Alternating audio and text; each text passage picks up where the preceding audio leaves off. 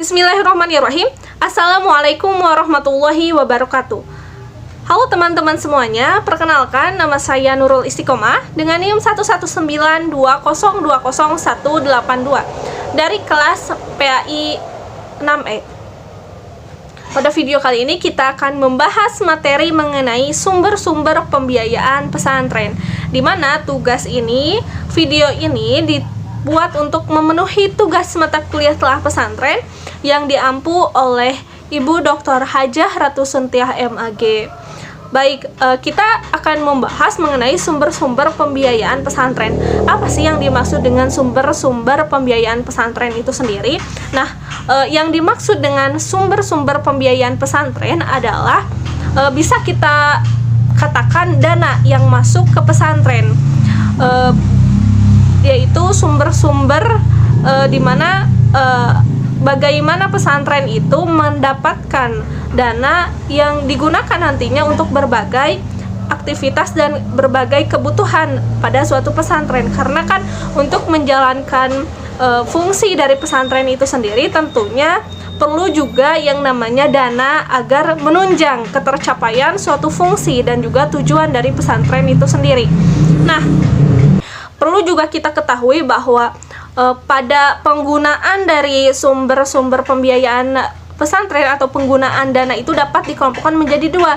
Yang pertama adalah penggunaan untuk operasional, di mana penggunaan untuk operasional itu yaitu penggunaan yang digunakan untuk berbagai aktivitas kegiatan belajar mengajar, di mana nanti digunakan untuk gaji guru atau menggaji para pengurus, kemudian memfasilitasi berbagai kebutuhan yang diperlukan dalam pesantren itu dapat termasuk ke dana operasional. Kemudian yang kedua adalah penggunaan dana modal, di mana pada penggunaan pembiayaan ini digunakan untuk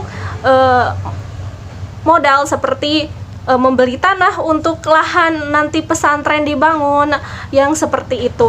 Nah, kemudian dari mana sih sumber-sumber pembiayaan pesantren ini? Sebetulnya ada banyak sumber yang dapat masuk, dana yang dapat masuk kepada suatu pesantren, seperti dari pemerintah, kemudian dari masyarakat, dari seminar-seminar, kemudian nanti didapatkan donatur.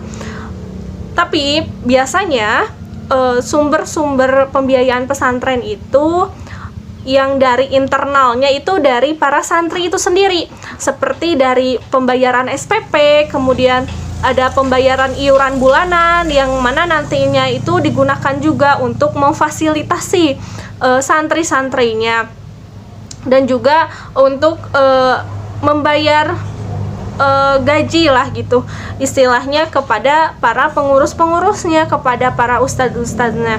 Kemudian ada juga sumber dari eksternal, di mana sumber eksternal ini ada berbagai macam. Biasanya yang paling ilaharnya itu adalah donatur, di mana pada suatu pesantren itu biasanya ada donatur yang tetap dan ada donatur yang tidak tetap. Maksudnya begini, kalau donatur tetap maka donatur si pendonatur itu tuh akan mengirim sejumlah uang atau sejumlah uang secara terus menerus, secara tetap, sepertinya tiap 3 bulan sekalikah atau sebulan sekalikah, untuk membantu keuangan pesantren itu. Ada juga donatur tidak tetap. Maksudnya donatur tidak tetap ini yang saya ketahui adalah bahwa ada sepertinya suatu seminar, di mana seminar itu nantinya bisa mendapatkan donatur, yang mana donatur itu bisa membantu pada pembiayaan pesantren. Kemudian selain dari donatur, ada juga dari masyarakat, yang mana ada yang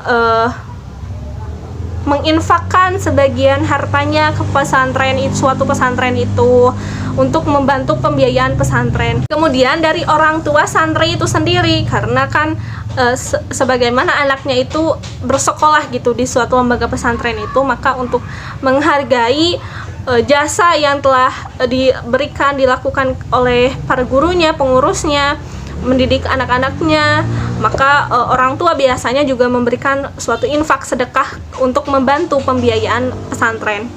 Selain itu juga biasanya ada yang mewakafkan tanah, mewakafkan Al-Quran untuk memfasilitasi juga, dan banyak sebetulnya.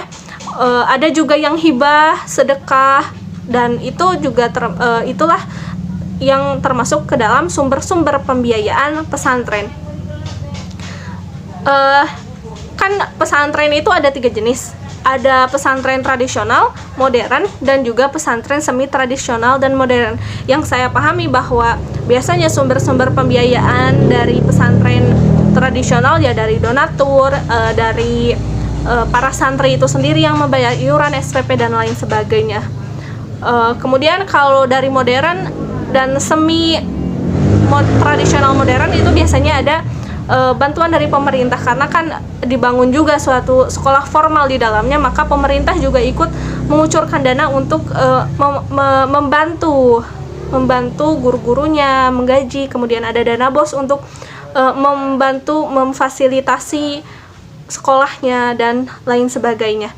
Nah, jadi ternyata banyak ya sumber-sumber pembiayaan pesantren ini, ada yang dari dalam, ada yang dari luar juga. Dan mungkin dicukupkan sekian materi kita kali ini, semoga ilmunya bermanfaat dan mohon maaf apabila ada kesalahan.